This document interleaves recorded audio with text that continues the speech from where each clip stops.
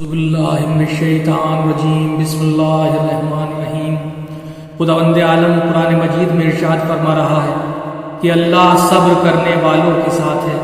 بے شک دنیا ایک سے ایک صبر کرنے والے گزرے ہیں، ان سب میں جناب ایوب کا صبر مشہور ہے۔ جناب ایوب خدا کے وہ برگزیدہ پیغمبر تھے جن کے صبر کی تعریف قرآن مجید میں موجود ہے۔ مال و اسباب تباہ ہوا، صبر کیا، مصیبتیں جھیلی، صبر کیا، لیکن ایک ایسا موقع بھی آتا ہے جہاں ایوب جیسا پیغمبر کا بھی صبر کا پیمانہ لبریز ہو جاتا ہے۔ یہ وہ موقع تھا جب ناموس کی حرمت کا ان کی جوزہ کے بال نامحرموں نے دیکھ لیے، جسے وہ برداشت نہ کر سکے، مگر یہ ہمارے امام مظلوم تھے جنہوں نے اللہ کی راہ میں بے حرمتی بھی گوارا کی۔ ارباب و فکر و نظر، آج کا دن اسی صابر امام کی صبر اور سب سے بڑی مصیبت کا دن ہے۔ آج کا دن قیامت کے دن سے کم نہیں۔ آج ہمارے گھروں سے ہمارا صابر امام، ہمارا بھوکا امام، ہمارا پیاسا امام رخصت ہو رہا ہے۔ تعزیہ گھروں سے اٹھنے والے ہیں، امام باڑے سونے ہو جائیں گے، عزا کی بہاریں ختم ہو جائیں گی، ہر طرف اداسی چھا جائے گی۔ امام کربلا واپس چلے جائیں گے۔ ہمارے آقا ہم آپ کی کوئی خدمت نہ کر سکے، ہم میں سے اگر کسی سے کوئی خطا ہو گئی ہو تو معاف کر دیجیے گا، اگلے سال آنے کا وعدہ کیجیے گا۔ انشاءاللہ اگر زندگی رہی تو اگلے سال بھی اسی طرح صف ماتم بچھائیں گے۔ ہاں میرے زینب اور ام کلثوم کے ماننے والوں، آج ہمیں اپنے غریب امام کی رخصت پڑھنی ہے، کیونکہ یہ امام کی دکھیاری ماں کی تمنا بھی تھی، اپنے امام کو رخصت بھی کرنا ہے۔ منقول ہے ایک عالم دین حرم میں مجلس پڑھ رہے تھے، کسی نے آ کر ان سے کہا، اے عالم دین، تمہاری یہ مجلس جناب سیدہ بھی سن رہی ہیں اور انہوں نے کہلوایا ہے کہ جہاں اور مصائب اور کے بعد میرے بچے کی رخصت ضرور پڑھ لینا۔ چنانچہ منقول ہے کہ جب روز عاشور دھیرے دھیرے تمام اصحاب شہید ہو چکے، یہاں تک کہ بھائی بھتیجے جگر بند تک میدان میں جا کر ختم ہو گئے، تو امام مظلوم خود حرم کی طرف تشریف لائے۔ چنانچہ آواز دی، فضا، میری ماں کی کنیز فضا، ذرا صندوق سے میرے نانا کا پیراہن اور امامہ نکال لاؤ۔ جناب فضا نے وہ پیراہن اور امامہ نکالا اور لے کر چلی۔ جناب زینب کی نگاہ پڑی، کہا، فضا یہ کیا لے جا رہی ہو؟ کچھ نہیں بی بی، فرزند رسول نے پہننے کے لیے پیراہن طلب کیا ہے۔ جناب زینب تڑپ گئی، کہا، اے فضا صاف کیوں نہیں کہتی کہ میرے بھائی کا کفن لے جا رہی ہو؟ غرب کے امام نے امامہ سر پر رکھا، پھر لباس کو جگہ جگہ سے تار تار کیا اور زیب تن کیا۔ جناب زینب نے سبب پوچھا کہ بھائی یہ لباس تار تار کیوں کر رہے ہو؟ کہا، بہن یہ اشقیاء مرنے کے بعد میرے جسم سے لباس اتار لیں گے، شاید پھٹا ہوا دیکھ کر رحم کھا جائیں۔ غرض کے لباس زیب تن کیا کرنے کے بعد ایک ایک بی بی کو آواز دی، اے بہن ام کلثوم تم پر میرا آخری سلام، اے ام لیلا تم پر میرا آخری سلام، اے ام فروا تم کو میرا سلام، اے میری ماں کی کنیز فضا تجھے حسین کا آخری سلام۔ امام مظلوم کی یہ درد بھری آواز سنتے ہی ساری بیویاں رونے پیٹنے لگی اور جمع ہو گئی۔ سب نے مل کر درخواست کی کہ فرزند رسول، اے بی بی فاطمہ کے لال، آپ کی زندگی کا یہ آخری سفر ہے، اب دیدار کہاں نصیب ہوگا، لہٰذا ایک آرزو رکھتے ہیں، ہم سب مل کر ایک حلقہ بنا لیتے ہیں، آپ اس حلقے کے بیچ میں آ جائیے اور بیچ سے ہو کر نکل جائیں تاکہ آخری بار جی بھر کے آپ کا دیدار کر لیا جائے۔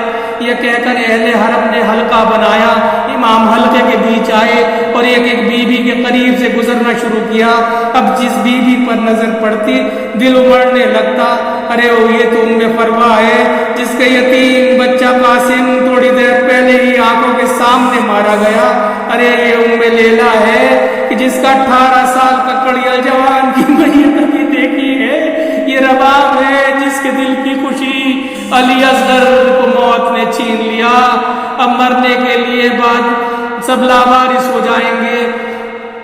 یہ میری مصیبت زدہ بہنیں زینب اور ام کلثوم ہیں جو میرے بعد کربلا سے کوفے سے شام تک تازیانے کھاتی ہوئی بے پردہ پھرائی جائیں گی۔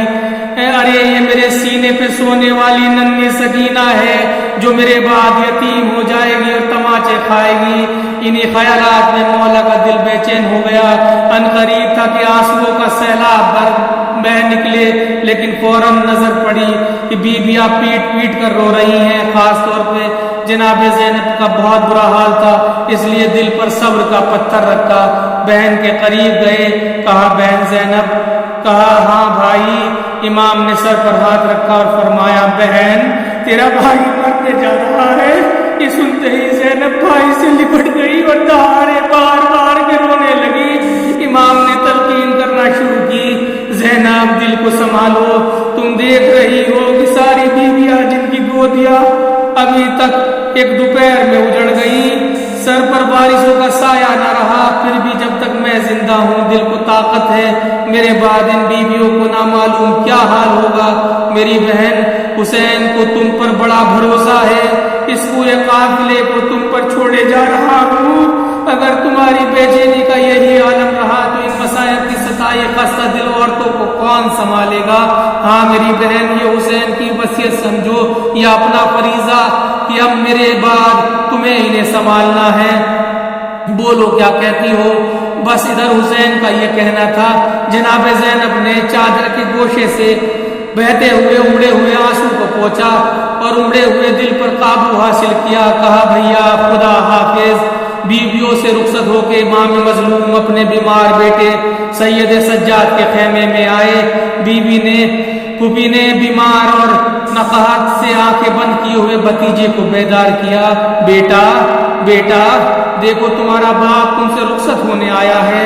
یہ سننا تھا کہ سید سجاد نے آنکھیں کھول دی، گھبرا کر پوچھا پھوپھی جان کہاں ہے میرا بابا؟ کہا یہ تمہارے سامنے تو کھڑے ہیں بیٹا، یہ میرا بھیا کھڑا ہے۔ وجہ سے ہی سید سجاد نے باپ کو سامنے کھڑا دیکھا، دونوں کونیوں پر زور دے کر اٹھنا چاہا مگر ہائے رے کمزوری اور بیماری اٹھ نہ سکے۔ کہا پھوپھی جان مجھے سہارا دیجیے۔ جناب زینب نے بڑھ کر بھتیجے کو اپنی گود کا سہارا دیا۔ جناب سید سجاد اٹھے اور غور سے دیکھنے لگے، پوچھنے لگے باقی لوگ کہاں ہیں؟ میرے چچا عباس کہاں ہیں؟ مختصر علی اصغر کہاں ہیں؟ اب مولا حسین نے فرمایا بیٹا اب خیام میں میرے اور تمہارے علاوہ کوئی بھی مرد موجود نہیں ہے، اس لیے اب میں میدان میں جا رہا ہوں، بیویوں کو تمہارے حوالے کیا جا رہا ہوں۔ بس یہ سننا تھا۔ بیمار نے سارے جسم کی طاقت کو سمیٹا، کہا پھوپھی جان کہاں ہے میری عصا؟ جلدی دیجیے، میں اپنی زندگی میں اپنے باپ کو دشمنوں کے بیچ نہ جانے دوں گا۔ مولا نے بیمار کو سمجھا بجھا کر حرم کے حوالے کیا۔ حضرت کی نگاہ ڈالی اور گھوڑے کے قریب آئے۔ چاہنے والی بہن آگے بڑھی، ایک ہاتھ سے رکاب تھامی اور دوسرے ہاتھ سے بازو پکڑ کر بھائی کو گھوڑے پر سوار کیا۔ امام نے لزام فرض کو حرکت دی، لیکن ذوالجناح ہے کہ اپنی جگہ سے ہلنے کو تیار نہیں، جنبش نہیں کھاتا بلکہ گردن جھکا کر پیروں کی طرف اشارہ کرتا ہے۔ اب کیا تھا؟ اب جب مولا نے جھک کر دیکھا تو ایک عجب منظر نگاہوں کے سامنے تھا۔ 5 برس کی ننھی سکینہ گھوڑے کے سموں کو مضبوطی سے پکڑے ہوئے تھی، کہہ رہی تھی اے ذوالجلال ارے میرا بابا کو مت لے کے جا، میں یتیم ہو جاؤں گی۔ باپ کا دل بھی بھر آیا، بچی پڑھ کر بچی کو گود میں اٹھا لیا۔ دیر تک سمجھاتے رہے، جب سکینہ کا دل کچھ ٹھہرا گود سے اتری، کہا اچھا بابا خدا کی راہ میں سر کٹانے جا رہے ہو تو جاؤ، میں نہیں روکوں گی، مگر آخری دفعہ ایک بار سینے سے لگا لیجئے، اس کے بعد ہمیں کون سینے سے لگائے گا؟ ارباب و فکر و نظر مولا بچی کو یہ دردناک باتیں سن کر رونے لگے اور بے قرار ہو کر سکینہ کو سینے سے چپٹا لیا۔ معصوم سکینہ آج آخری بار اپنے باپ کے سینے سے لگی، نامعلوم کیا کیا سوچتی ہوگی وہ ننھی سی بچی۔ تھوڑی دیر بعد باپ کی گود سے اتری، ننھے ننھے ہاتھوں کو اٹھایا اور اپنے باپ کو خدا حافظ کہا۔ اہل حرم میں ایک عجیب کوہرام برپا تھا۔ مردوں میں اہل حرم کے دلوں کی ڈھارس، معصوم بچوں کا آخری سہارا اپنے ہاتھوں بے چین تھا، آنکھوں سے آنسوؤں کی موجوں کو بہ بہ کر سب کے رخساروں پر رواں تھی، لیکن دو کی حالت بہت خراب تھی۔ ایک حسین مظلوم کی 5 برس کی چہی تھی سکینہ، اور دوسرے بھائی کو اپنی جان سے زیادہ چاہنے والی خستہ دل سے شہادت کی تفصیل نہیں سنانی ہے، بلکہ چاہنے والی بہن کی آنکھوں کے سامنے پیاسے بھائی پر پڑ جانے والی مصیبتوں کا خلاصہ تجزیہ کرنا ہے۔ پھر دیکھیں مصائب حسین کی تاثیر، کون سا ایسا کلیجہ ہوگا جو منہ کو نہ آ جائے، تو کون سی ایسی پتریلی آنکھیں ہوں گی جو آنسو بہانے کے لیے بے چین نہ ہو جائے۔ سنو سنو زینب اور ام کلثوم کے چاہنے والوں، سنو اور پھر جی بھر کے اپنے اس پیاسے مسافر کو ماتم کر لو، محرم تمام ہو جائے گا۔ آج حسین کی رخصت پڑھی جانی ہے۔ تاریخ کہتی ہے کہ حسین گھوڑا اڑاتے ہوئے دشمنوں کی چمکتی ہوئی ہزاروں بے شمار نیزوں اور لاتعداد برچھیوں کے بیچ میں آئے۔ کیا حالات ہوگی اس انسان کی جس کا ظالموں نے سب کچھ چھین لیا ہو، اولاد، بھائی، بھتیجا، بھانجا سب ذبح کر دیے گئے ہوں، اب نگاہوں کے سامنے پورے گھر کو خاک و خون میں ایڑیاں رگڑ رگڑ کر دم توڑتے دیکھا ہو۔ یہی نہیں بلکہ دل پر ضبط و صبر کا پتھر رکھ کر ایک ایک میت کو اٹھا کے خیمے تک لانے والے حسین کی اب دل کی حالت یہ تھی کہ کلیجے سے دعا اٹھ رہا تھا، آنکھوں سے نفرت و غصے کی چنگاریاں نکل رہی تھی۔ اب جب دشمنوں کی جانب نگاہیں اٹھائی تو پتہ چل رہا تھا کہ ہر طرف سے آگ برس رہی ہے۔ آواز دی لائنوں، ٹھہرو، بھاگتے کہاں ہو؟ ارے تم نے میرے اکبر کو بھی مار ڈالا، تم نے میرے بھائی وفادار بھائی عباس کو بھی زندہ نہ چھوڑا، ارے حد کر دی، میرے 6 مہینے کے بے زبان کو بھی ذبح کر ڈالا، زندگی کا سارا مزہ چھین لیا، اب تنا حسین جی کر کیا کرے گا؟ یہ کہہ کر ہاتھ تلوار کے قبضے پر ڈالا۔ پھر جو جھپٹے ہیں تو تھوڑی دیر نہ گزری تھی کہ دور دور تک کربلا کی تپتی ہوئی زمین پر خون کے زلزلہ آ گیا۔ ظالم اس طرح بھاگ رہے تھے کہ سر چھپانے کو جگہ نہ مل رہی تھی، ہر طرف الحفیظ الامان الحفیظ الامان کا شور تھا۔ امام مصروف جنگ تھے کہ حکم خدا بندی جہاز پہنچا کہ میرے صابر بندے بہت لڑ چکا، اب ذرا صبر کے جوہر بھی دکھا دے۔ چلتی تلوار میان میں رکھی، بڑھتے ہوئے قدم جہاں تھے وہیں رک گئے۔ پھر کیا تھا؟ ہزاروں وار، لاکھوں حملے، بے شمار پتھر، زخم پر زخم، ایک پیاسا نڈھال ہو گیا۔ رکابوں سے کے تسمے سے پیر سرکنے لگے، لازم فرس کے ہاتھ کی گرفت ڈھیلی پڑ گئی۔ ہائے کیسے عرض کروں، اتنے تیر جسم میں پیوستے کی گوڑوں سے جب گرے تو جسم زمین پہ نہ آ سکا، تیروں پہ ہی معلق ہو گیا۔ ایک بھوکے پیاسے زخموں کے چور کو مجبور پا کر سنگ دل اشکیوں نے چاروں طرف سے حملے کر دیے اور چاروں طرف سے ٹوٹ پڑے۔ زینب بے چین ہو گئی، درے خیمے پہ آ گئی۔ پھر وہ منظر دیکھا کہ منہ کلیجے کو آ گیا، دیکھا کہ بے درد شبر ہاتھوں میں خنجر لیے اسے کٹل کرتا ہوا آگے بڑھ رہا ہے اور بھائی کے سینے پہ سوار ہو گیا اور ایک ایک رگ گردن کی ٹھہر ٹھہر کے کاٹ رہا ہے۔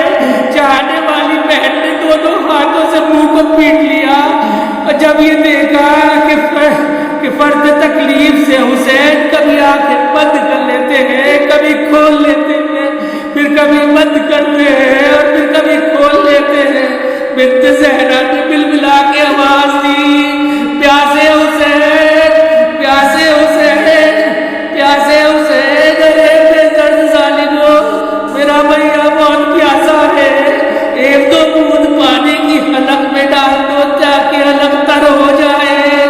زینب کی فریاد آسمان سے ٹکرائی جس کی تاثیر قیامت آ گئی۔ ادھر سر تن سے جدا ہوا، آسمان سے خون کی بارش ہونے لگی، سورج ڈوب گیا، زمین کو زلزلہ آنے لگا اور ایک غیب سے آواز آئی، ہر طرف اعلان ہو رہا تھا، القاتل